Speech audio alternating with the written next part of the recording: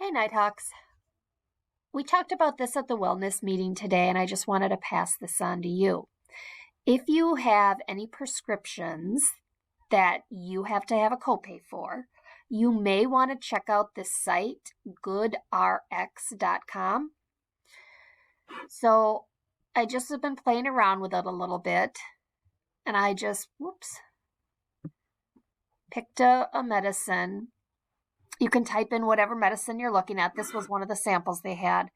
And then when I scroll down, I can see what I would be paying for each different place with or without insurance.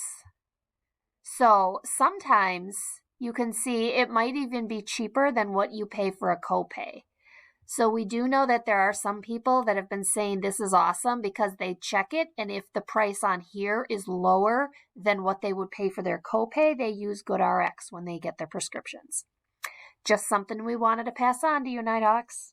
Let me know if you have any questions.